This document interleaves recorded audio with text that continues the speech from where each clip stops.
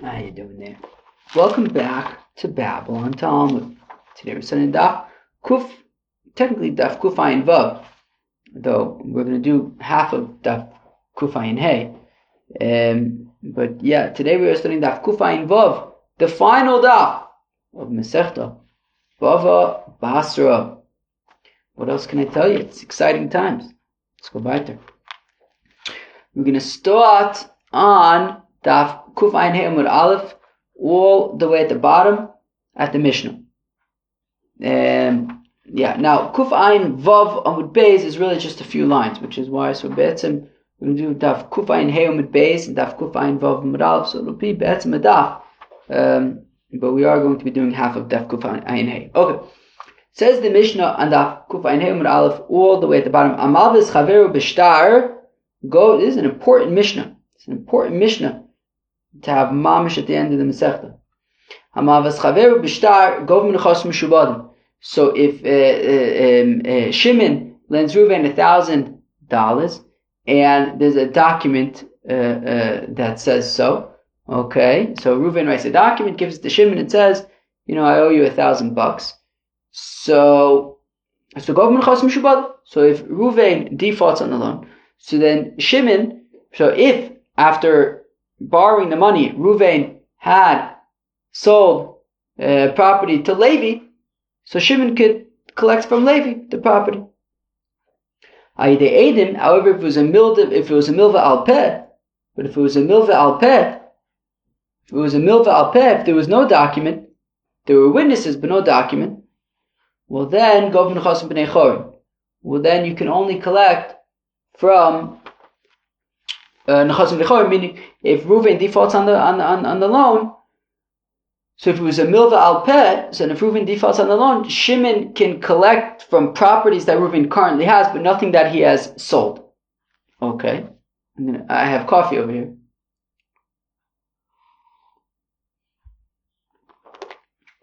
So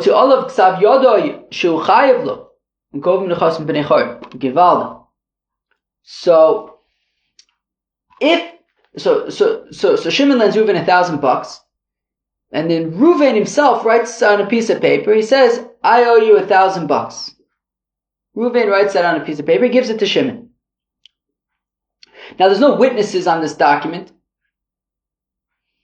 but simply, Reuven wrote a document and gave it to Shimon, saying that he owes Shimon the money, and therefore Shimon could bring this to court, and we could validate that it's in fact his handwriting, and and Reuven will have to pay Shimon $1,000. Alternatively, maybe somebody else wrote the document, but Reuven himself signed it. Okay, so if there's a document on which Reuven himself kind of participated in the writing or the signing, so that's valid, and Shimon can collect $1,000 from Reuven. But Shimon can not collect it from Levi. Okay, Shimon can collect from Reuven the $1,000. If he defaults on the loan, Shimon can collect it from any property that Reuven has, but not from any property that he sold to Levi. Okay, so again, if Shimon produces a document with Reuven's handwriting on it, saying that Reuven owns Shimon $1,000, so Shimon can collect from Reuven's property that he currently owns, but not from any property that he may have sold.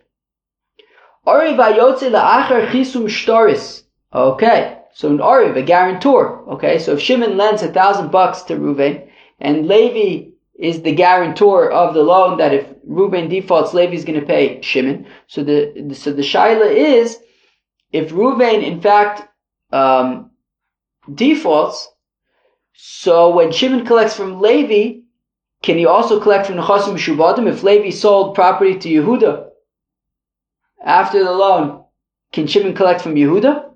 So if you have a document, and the document says that Reuven owes Shimon $1,000, and there's witnesses that signed that, but that's the case. And then after that, though, it says, and Levi is going to guarantee that, which means that at the time that the witnesses signed it, i.e., at the time of the loan itself, Levi did not guarantee it. It was only after that. So, so a guarantor who commits to guaranteeing the loan, but this commitment only appears below the signatures of the witnesses on the document. So a guarantor at Yotze, the Achachizum Shtaris, whose guarantee appears on the document below these signatures of the witnesses of the document. Govim min Chosim b'nei Chorin. So Shimon can collect from Levi's Nechosim b'nei Chorin, but not from the Nechosim Mishubadim. Maise uvalifnei Bishma. There was a Maise where such a loan document came before Rabbi Shmuel for adjudication. Interesting. However, we're going to learn tomorrow the first daf of Masechta Sanhedrin about courts and judges and hodos ve'alvos and gzelos ve'chavalos. So this would be a scenario of hodos ve'alvos, okay, and because this is related to a loan. I'm going to talk tomorrow about what kind of judges we need for that. So we're going to say you need 3 ajotis. Now, we didn't say this yet in Sanhedrin, as far as I'm up to like daf hey now, Masechta Sanhedrin. I think we might say at some point that you can either have 3 ajotis or 1 mumche. I think we're going to say that at some point. But the point I'm making, obviously I'm getting ahead of myself, but it came before Rabbi Yishmael, so this is an example of hodos valvos, right, a loan. And it came before Rabbi Shmuel. Maybe he's like a yochid mumche. But anyways.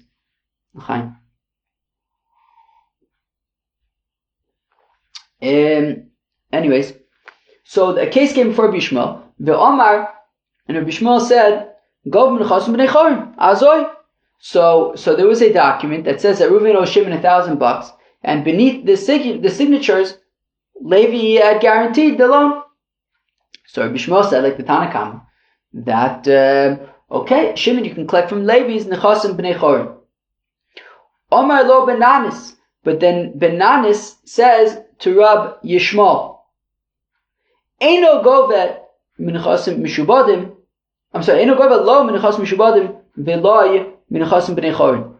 And Benanis says to Rab Yishmael, nit. Shimon cannot collect from Levi's. He cannot collect from Levi. He cannot collect from Levi. Not from Nechasim Mishubadim, not from Nechasim B'nei Chorin. Amalo Lama, Rabbi Shmuel says, Favos nicht, why not? Amalo, so Benanis responds, well, for example, if Shimon, so Levi's walking in Shuk Machne Yehuda, minding his business. What's he buying in Shuk Machne Yehuda? Who can tell me what's he buying? What's he buying? I don't know what I'm buying these days. What am I buying in? I don't know what I'm buying these days in Shuk Machne Yehuda. I don't want to make this personal. So let's choose some random thing that he's buying in Shuk Machne Yehuda. He's buying in Shuk Machne Yehuda. He is buying. What's the thing that like everybody sells in Shuk Machne Yehuda now? That's what he's buying. He's buying that stuff that everybody now sells in Shuk Machne Yehuda. How's that? That's what he's buying. So Levi goes to Shuk Machne Yehuda to buy that stuff that everyone is selling now in Shuk Machne Yehuda. And lo and behold, he sees that Shimon is strangling Reuven. And he's saying, Reuven, you good-for-nothing son of a gun. I lent you $1,000, you son of a gun. Pay me back, you shmendrik. And Levi says, hey, what's going on over here? Shimon, leave him alone. I'll pay you. Leave him alone. That's what happens. Well, Hashem, thank God I haven't noticed that in Shuk Machne Yehuda. Alright. So if Shimon is busy strangling Reuven in Shuk Machne Yehuda, and then Levi sees what's going on. Ve'omar, and he says to Shimon, Ve'omar lo, Hanach lo, leave Reuven alone. V'aniyetin l'cho. No, I'll look, Shimon, I'll take care of it. I'll pay. Potter. Levi doesn't actually have to pay. Shaloi al emunoso ilveu.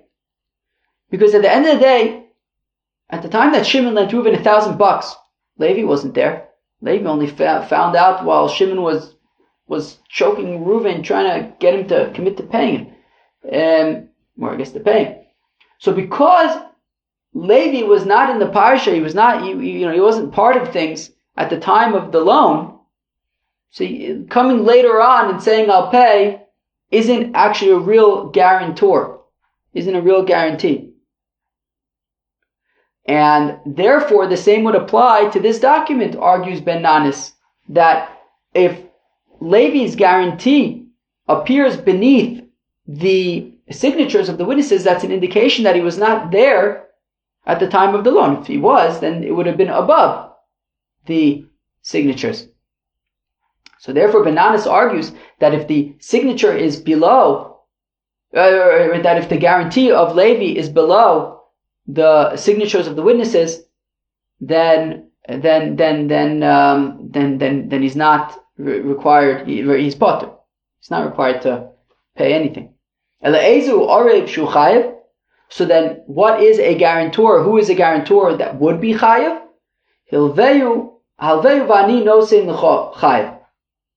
Well, if Levi says to Shimon, loan him money and I'll guarantee it, well then Levi's a proper guarantor, because Shimon only lent the money to Reuven with the understanding that Levi was the guarantor.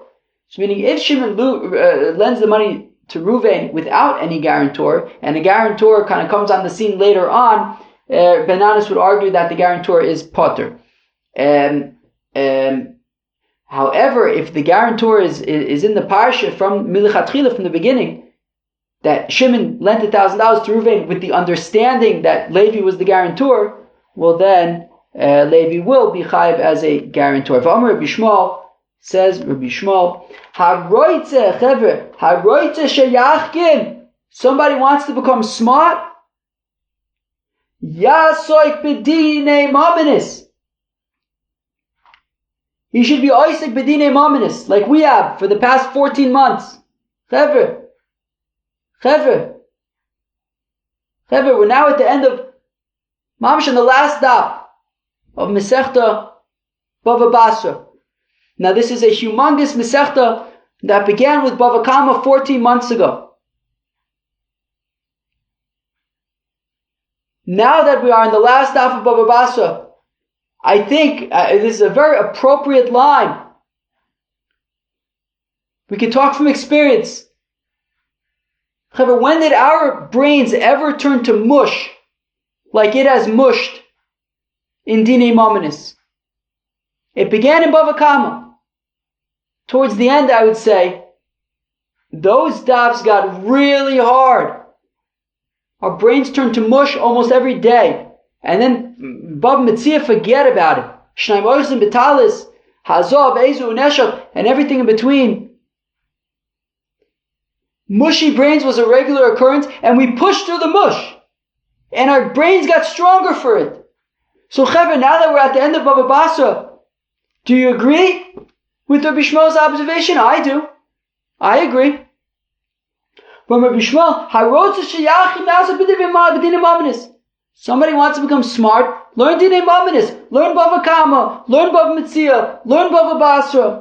Although, to be honest, we had a lot less mush in BavaBasra, possibly though only because the pages tended to be smaller, so there was less opportunity to get mushy. But certainly Bava Kama, Bava Metzia, and BavaBasra. I mean, Chezka Sabatim, there was some difficult stuff. The pages were just a bit shorter, a lot shorter. But Akoponim, person wants to become smart, he should learn Dinei Maminis.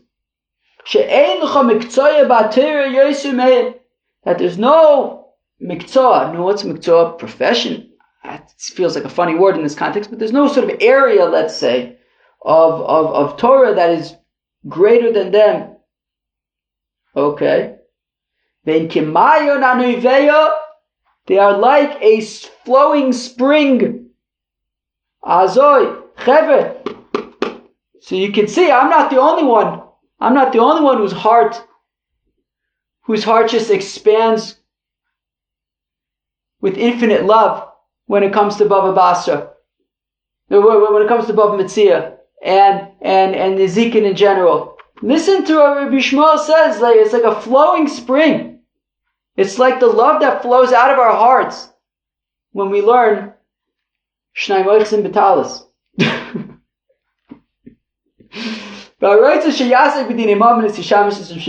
And somebody who wants to learn Dinei Mamonos, he should study with Shimon ben Nanis, says Reb Yishmael.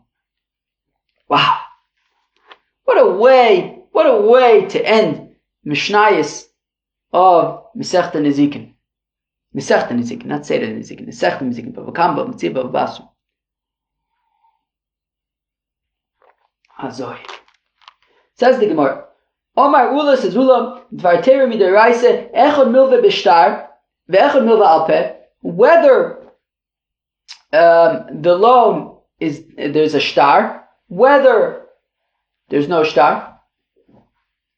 Gove, where am I? Okay, Gove Menachos Mishubadim.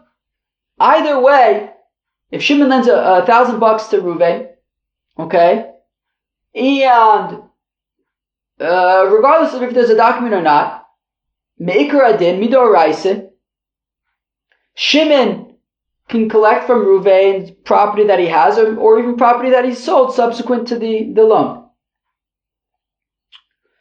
My time, how come Shibud Doraisa? Because the concept of a Shibud, that when Shimon lends $1,000 to Reuven, that there's a lien on Reuven's property from that point on until the debt is repaid. That's a concept Midoraisa.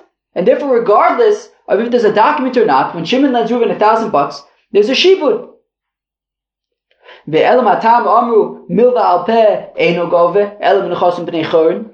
then how come we said in our Mishnah that a milva al peh, that when there's no document, so then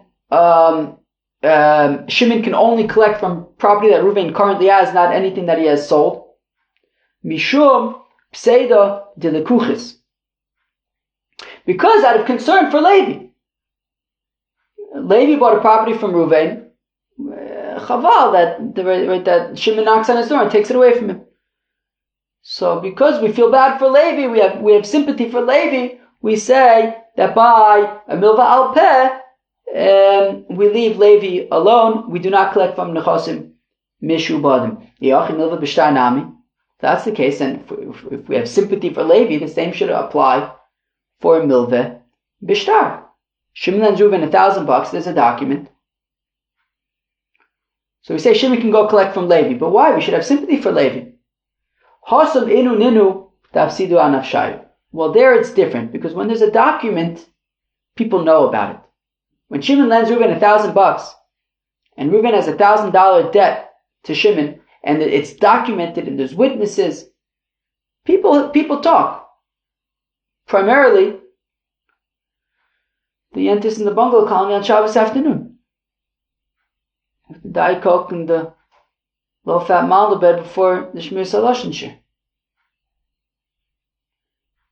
And so people know about it. And therefore Levi knew about it. And even with that knowledge, he went ahead and bought property from Reuven anyways. So therefore, when there's a document, when there's a shtar, people know about it, including Levi. And therefore, look, it was a risk that he took. We don't have so much sympathy for him. But when it's a milva al peh, there's no document, people don't know about it. And Levi didn't know that he was buying a field that had a lien on it, and that Reuven owed Shimon $1,000. He didn't know any of this. So therefore, even though Midah Oraisa, there's a lien on the field, we have sympathy for Levi, and Shimon cannot collect from Levi since he bought a field without any indication, as far as he was aware, that there was a lien on it. Rabbi says punkt verkehrt. Rabbi says that Mida Oraisa, if Shimon lends Reuven $1,000, so Shimon can, collect $1,000, and if Reuven doesn't have $1,000, so then Shimon can collect from any property that Reuven currently has, but not from any property that Reuven may have sold to Levi, because Mida Oraisa, there's no concept of a shibud. There's no concept of a lien. And therefore, Mida Oraisa, Shimon cannot collect from Levi. Again, Rabbi Omer says, Rabbi, Dvar Teira Mida Oraisa, Echad Milva B'shtar Echad Milva Al Peh, whether it's a documented loan or an undocumented loan, Eino Gove Elo Min Chosim B'nei Chorin, Shimon can collect only from property that Reuven currently has. My time is Shibud L'Lav D'Oraisa, because Shibud, the concept of a lien, is not Midoraisa. My time Milva B'shtar Gov Min Chosim Shibadim. Well, then why do we say then that by Milva B'shtar Shimon can collect from Levi if it's not Midoraisa? Midoraisa, there's no concept of a lien. So why is Shimon taking Levi's property away from him? From the Lekuchis. Chaver, listen up. You know why you should listen up? Because this is going to come in tomorrow's Gemara too. It's going to come up in tomorrow's Gemara also. So there are some people who like to say that at the end of one Masechta you start getting hints of the next Masechta coming up. If that's true, then this is definitely proof of it. How often do we see the concept of Shalot Tinol Delos B'fnei Lovin? Not very often. And here it is, Mamash on the last daf of BavaBasra. It also comes up in the first daf of Masechta Sanhedrin. I'm actually very happy that we are doing sort of Kuf Ayin Hayom Beis, this final Mishnah and all the Gemara today, rather than doing Daf Kuf Ayin Hayom Beis yesterday, because there was so much good and appropriate stuff for like a last daf. Finishing off that Mishnah with the Arutza Shiachim Yasur B'Divin Mominis, that was just like a great sort of conclusion to all the work that we've done over the past 14 months, and to have this sort of bridge of Shalotino Delos B'fnei Lovin. Anyways, so Rabbah says that there's no concept of a shibud Mida Oraisa. So if that is the case, so then why, when it's a documented loan, can Shimon collect from Levi if shibud is not Oraisa? So we say because Kedei Shalotino Delos B'fnei Lovin, so as not to lock doors in front of borrowers. Meaning, if Reuven needs $1,000 and he comes to Shimon, he says, Shimon, can you lend me $1,000? Shimon wants to know that he's going to get his money back. Of course, the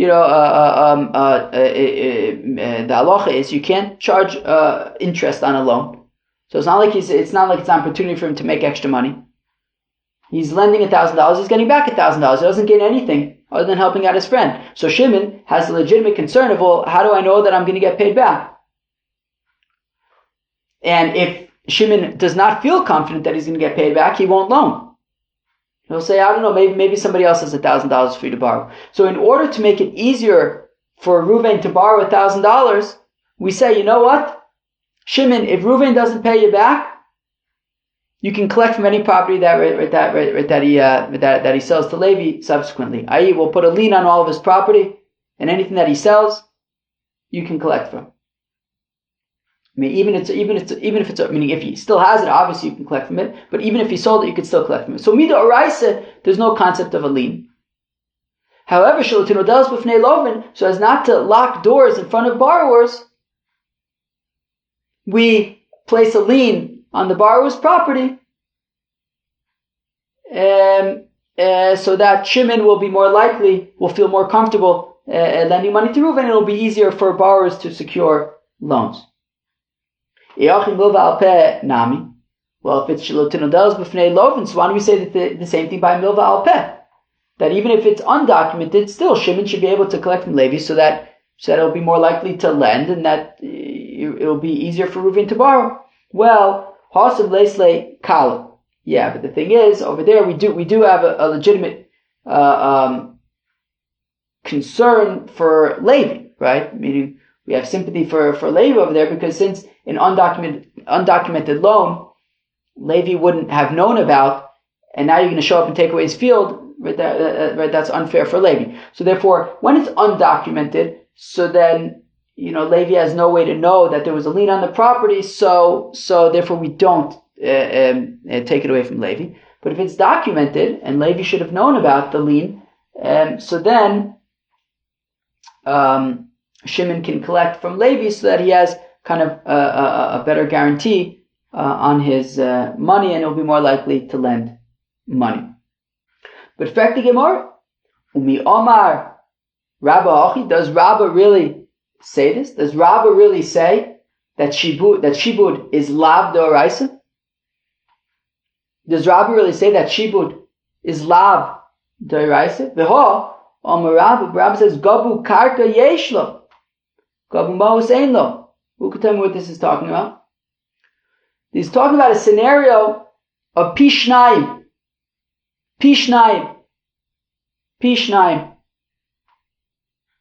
That a father dies, okay, and he has a few children, and there's a bechor, there's a firstborn. Now, the father is owed money. The father is owed money, and that money is going to be paid back. So when that money is paid back to the estate, does the bechor get a double portion in the money that was paid back? So Rabbah says, well, it depends. If it was paid back with property, then yes, he gets a double portion. If it was paid back with money, then he does not get a double portion. So we see that Rabbah is saying that, well, there was a lien on the borrower's property. And therefore, from the time of the loan, there was a lien on that property, there was a shibud, and therefore it's considered that it's considered that it belonged, right? It's considered property that belonged to the father, and therefore the bechor has a right to a double portion in it. Because from the time of the loan, there was a lien, right? From the time of the loan, when the father was alive, there's already a lien on that property that is being used to pay back the loan. So it would appear that Rabbah's opinion is that shibud is d'oraisa, which is why the bechor can collect a double portion. And now, if you say, okay, fine, so flip around the opinions. You know what? It's Rabbah who says that a shibud is d'oraisa, and Ula says that shibud is lav d'oraisa. Okay? So Rabbah says it's d'oraisa, which is how we could therefore explain that if the loan is paid back to the estate with property, so then the firstborn gets a double portion because shibud is d'oraisa. However, but to say that Ula says that shibud is lav d'oraisa, that is impossible, because okay, switch around Ula and Rabba and Ula, fine. But Ula says Dvar Tera Balchov Dina Biziboris, that Ula says in Masechet Bava Kama that Mido Iraise, I believe Bava Kama, why not? Yeah. Mido Iraise. I think that we said that a Balchov is Gov Miziboris, I think. Mi Benonis. Balchov Dino Bibenonis, I think is what we say. Right, I think this is what it's saying there, is that a balchov, a creditor, can collect from the debtor's middle valued field. However, it says Ula Mida Oraisa, however, Maker Adin, the balchov could really only collect from ziboris, from the lowest quality fields. So we see that Ula is saying that Mida Oraisa, a balchov is collecting from the lowest quality fields, but we see that his ability to collect is backed up in the Torah, is Torah based, right? He says, Dvar Torah, Mida Oraisa, Balchov Dina Biziboris. A Balchov can collect from the lowest quality fields. So therefore, clearly, Ula says that shibud is the Oraisa. Okay. Well, if Ula says that shibud is the Oraisa, as we said here in our Gemara, well then that must be accurate, therefore, that Rabbah says that shibud is not d'oraisa. But if Rabbah says that shibud is not d'oraisa, then how do we explain when it comes to the bechor that he's saying he can get a double portion when it's property apparently because there was a lien on it? Rabbah taima d'pnei ma'irove ka'amar v'lei lo svirle. Well, look, that whole thing with the double portion was Gemara in Yesh Nochal, and there it says shalchu mitom. They sent from Eretz Yisrael to Bavel that when a loan is paid back to the estate, the bechor can receive a double portion from the repaid loan. And on that, now Rabbah doesn't agree with that. Rabbah does not agree with that because it's shibud lav d'oraisa. You cannot receive a double portion. However, in explaining the opinion of this opinion from Eretz Yisrael that said that the Bechor can receive a double portion, within that context, Rabbah says, well, that would only be if it's paid back with property because shibud is d'oraisa according to that view. Rabbah, however, does not agree with that. He was just explaining their opinion. He does not share that opinion. He would say that the Bechor would not receive a double portion because the concept of shibud is not mi d'oraisa. Gewaldig. Chaim.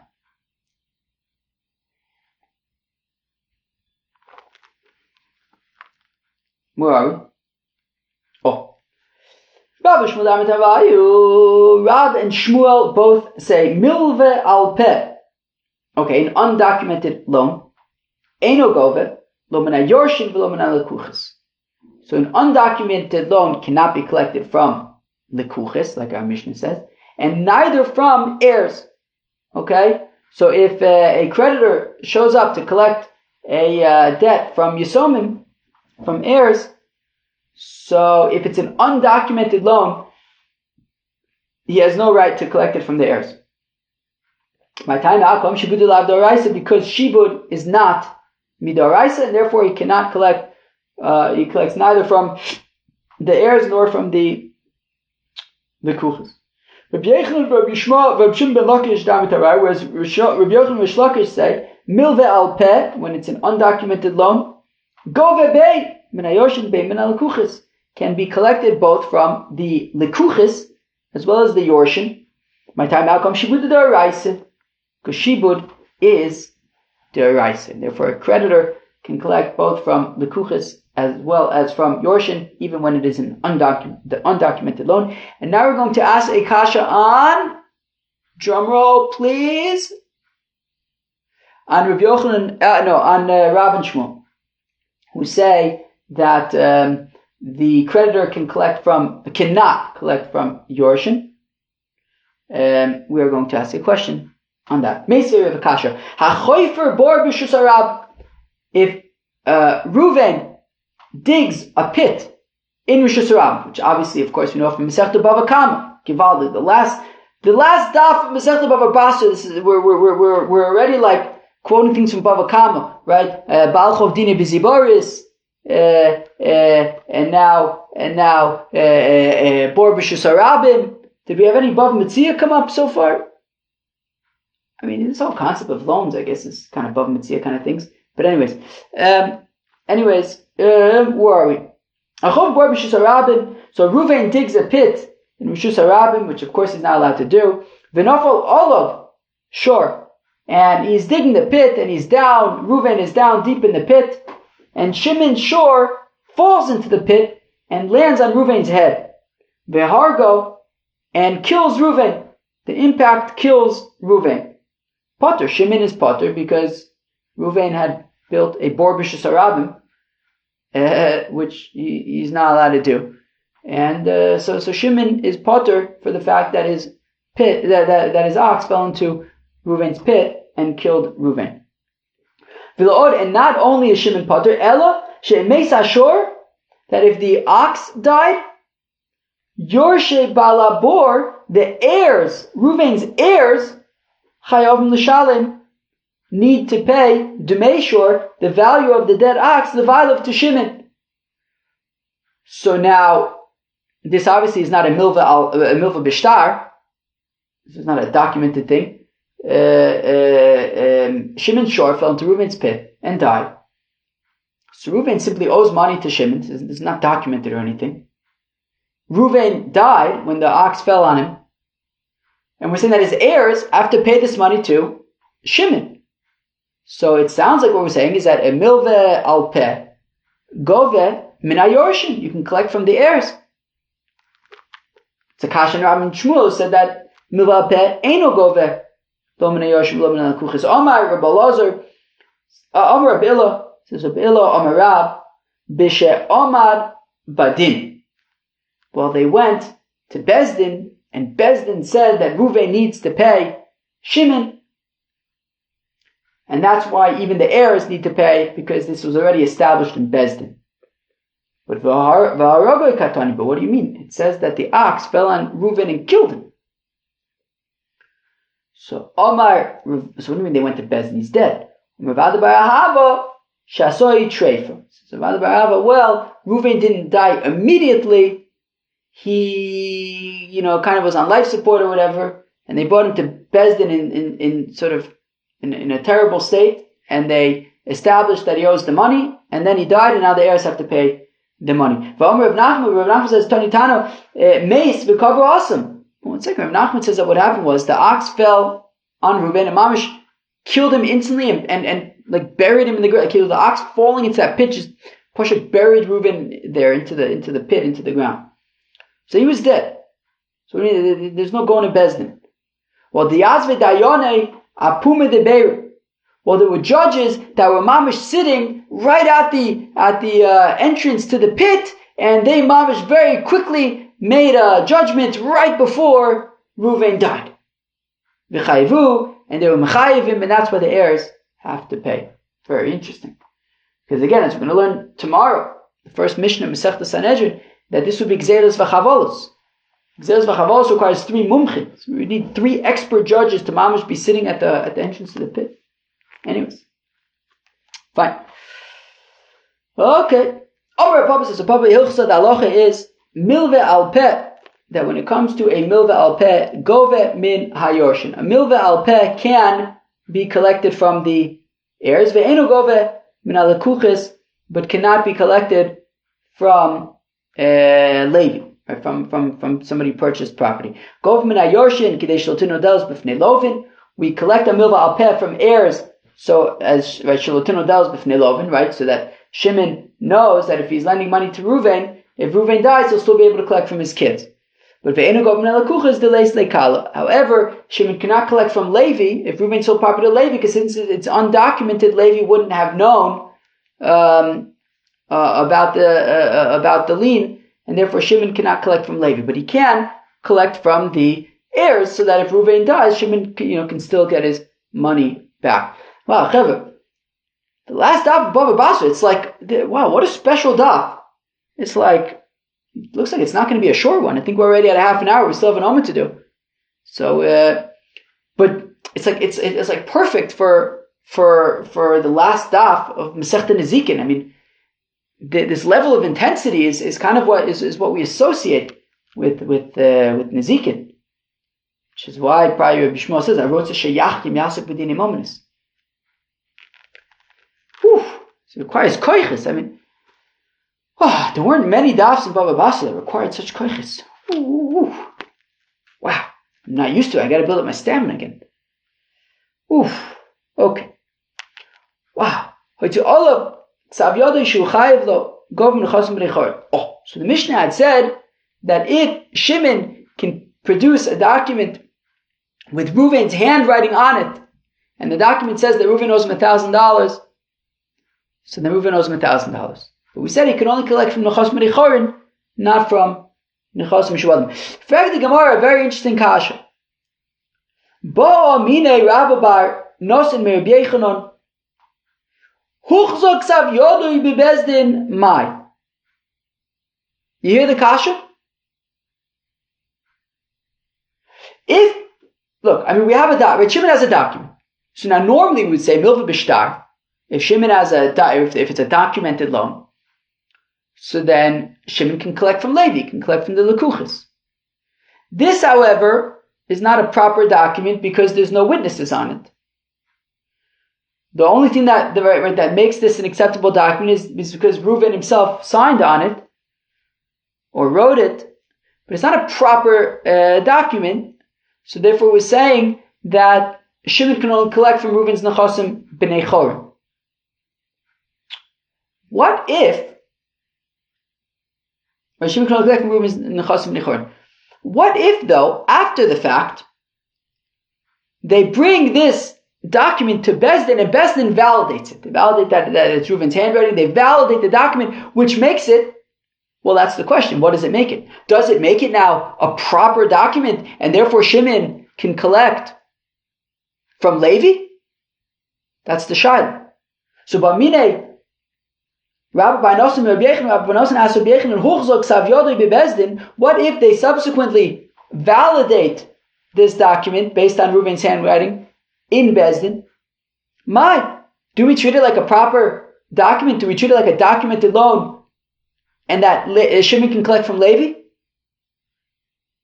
Omar Le, so Rabbi Yechon responds, Av al pi sheuchzok ksav yodei bebezdin. Eino gove, ele min chos min chorim. Rabbi Yochanan says it's not going to make a difference here. Even though they validated the document in Bezdin, still, Shimon can only collect directly from Reuven, not from Levi. Mosiv Romi Bar Chome, but Romi Bar Chome asks, Akasha, Shlosha Gittin Psulim, from Nisas Avlad Kosher. There are three Gittin that are possible. You can't write. You cannot write these gittin in these ways. But v'mnisas avlad kosher. However, if based on this get the woman got remarried and had a baby, okay, said that the baby is not a mamzer, the baby is kosher. These are the three gittin. Kosav v'chsav yodoy v'enolav edim. Sounds like our Mishnah. He wrote the get himself, and there's no witnesses on it, but he wrote it himself.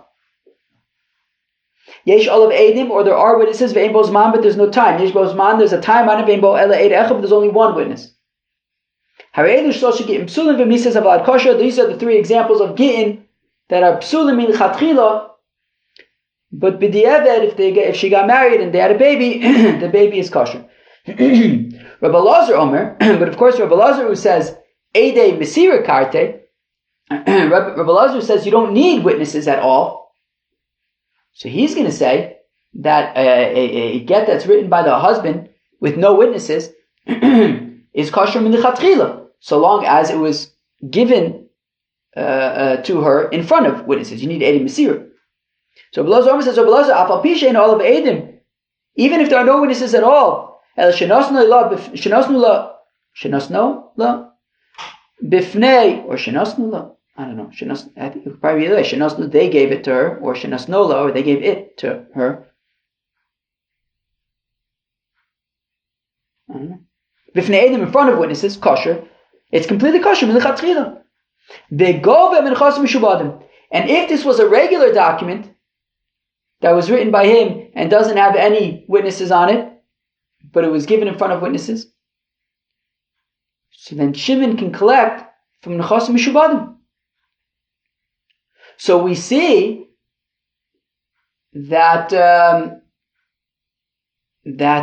even a document without witnesses, but it was given in front of witnesses, can collect from Nechos Mishubadim. So why are we saying that this document that was written, why does Rabbi Yochanan say that this document that was written with his in his handwriting and was later on validated, so we know that it's valid. Rabbi Yochanan said that Shimon cannot collect from Levi. However, we seem to be saying in this brisa that as long as it was given, right, if you have a document without witnesses but it was given in front of witnesses, so then you can collect from Chos Mishubadim. So Shani Yosem the Mishas Ksivu Deshibe Nafshi. Yes, but but it's different. The difference is that in the case of Rabbi Lazar, in the case of when he says that you can collect from Chos Mishubadim, that's talking about where the document was written without witnesses, but it was given in front of witnesses, and therefore there were witnesses at the time that Reuben gave the document to Shimon, and therefore from that time already there were witnesses, and therefore it was a valid, document. This document was being given, right? According to Rabbi Lazar, you don't need witnesses on the document, so it's a valid document. You need witnesses to see it, and there were witnesses to see it. So therefore the shibud happens immediately at that point. Therefore, we could say in that case you can collect from Chos Mishubadim. This case is not that. There were no witnesses in our case, right? We only validated it after the fact, right? We're talking about a scenario where Reuven writes on a piece of paper that I owe Shimon $1,000 and gives it to Shimon. There's no witnesses at the time. Only later on we're going to Beis Din and validating it. But since at the time that the document was given to Shimon, there was no shibud, because there were no witnesses. So therefore, when we go later on to Beis Din and validate it, that wouldn't, later on be able to make a shibud. And it would not later on be able to make a shibud. But if it's at the time, like in Rabbi Elazar's scenario, then it could make a shibud. Givaldi. Okay, so when you have the guarantor who makes his guarantee on the document after the witnesses have signed, so we say that Shimon can only collect from Nechasim b'nei Chorin. Ben Nanas had said Shimon cannot collect at all. Okay. Zimnin Amar Rav, sometimes Rav would say, or one time Rav said, Kodem Chisum Shtars. Okay, so if Levi makes his guarantee before the witnesses sign, okay, we'll go from Nechasim Shubadim. Shimon can collect even from Levi's Nechasim Shubadim. Right, so Levi's the guarantor, and if Shimon can't collect from Reuven, so it goes to Levi. He can even collect from Levi's Nechasim Shubadim. La'achar Chisum Shtars. But if Levi guaranteed the loan after the signatures of the witnesses on the document, Shimon can only collect from Reuven's Nechasim b'nei Chorin. But Zimnin Amar Rav, another time Rav said, Afilu kodem chisum shtaris, even if Levi made his guarantee before the signatures, Eino gova elam Nechasim b'nei Chorin, Shimon can only collect from Levi's Nechasim b'nei Chorin. Right? Even if Levi guaranteed before the signatures, Shimon can only collect from Levi's Nechasim b'nei Chorin. Kasha d'Rav Adara. So that's contradictory. On the one hand, sometimes he's saying, like our Mishnah, that before the signatures, Shimon can collect from Levi's Nechasim Shubadim, but other times he's saying only from b'nei Chorin. Lo kasha, it's no problem. Hadachosov be ploni arev, hadachosov le ufloni arev. It depends. If it simply says Levi arev without a vav to connect it to what's beforehand, it just says ploni arev, well then we are concerned that basically the document contains two separate things. The loan, as well as the fact that it says ploni arev, and the witnesses might only be signing about the loan, not about the fact that Levi is the arev. But if it says ufloni arev, well then it's all kind of one connected thing, and the witnesses are signing on everything, and Levi would be an arev, and Shimon can collect from Nechasim Shubadim. So if it says ufloni arev, Shimon can collect from Levi's Nechasim Shubadim. If it says ploni arev, Shimon can only collect from Levi's Nechasim b'nei Chorin. Rabbi Yochanan, Omar says, Rabbi Yochanan, echad zeh, whether it is ploni arev or ufloni arev, eino gova elam Nechasim b'nei Chorin, you can Shimon can only collect from Levi's Nechasim b'nei Chorin. V'afagav duchasa bei ufloni arev, even though it says ufloni arev, still Rabbi Yochanan says Shimon can only collect from Levi's Nechasim b'nei Chorin. Moser Rav asked a kasha. If you have a get, and at the bottom of the get, before the signatures of the witnesses, right above the signatures of the witnesses, it says, apparently in the document it says, and the witnesses need to also say hi to a certain person. Okay? So the get is pasul, because we're concerned that maybe the witnesses are only signing about the fact that they're going to say hi to somebody, but not about the actual get. V'amar Baba says, that it was explained to me from Rabbi Yochanan, she'ilu pasul u'she'ilu kosher. That if it says she'ilu, right, ask someone how he's doing, so then the get is pasul, because maybe the witness is only signing about the saying hi part. But u'she'ilu, right, if it says and additionally ask so and so how he's doing, so then the witnesses are signing on everything, on the get as well as the regards. So Rabbi Yochanan apparently does make a distinction between if you have the vav or not, and therefore in our case as well, if it says ufloni arev, I would imagine Rabbi Yochanan would say that Shimon can collect from Levi's Nechasim Shubadim. So achanami dechasav ploni arev. Yeah, okay. So here also when Rabbi Yochanan says that Shimon can only collect from Levi's Nechasim b'nei Chorin, it's because it says ploni arev. But if it says Ufloni Ariv, then Shimon can collect from Reuven's Nechasim Mishubadim even. Yachi, that's case Anu Derab. Well, then Rabbi Yochanan isn't arguing with Rav, he's saying the same thing as Rav. If it says Ploni Ariv, then only Nechasim B'Nichorin. If it says Ufloni Ariv, then even Nechasim Mishubadim. So, Ema V'chein Am Rabbi Yochanan. Okay, so I'll say, and similarly says Rabbi Yochanan. Okay, so when Rav says that it depends if it says Ploni Ariv or Ufloni Ariv, and similarly, Rabbi Yochanan says the same thing. So there was this Maisa that came for Rabbi Yishmael, that there was this document, and after the witnesses, there was an Ariv. Rabbi Yishmael said that Shimon can collect from Levi's B'nei Chorin. Ben Nana says Shimon cannot collect from Levi at all. So, Amar Rabba Bar Bachana, Rabbi Yechanan, Afal Pisha, Kiles, Rabbi Yishmael's Ben Nanas, even though Rabbi Yishmael gave such praise to Ben Nanas, halacha k'mosa, the halacha is nonetheless like Rabbi Yishmael.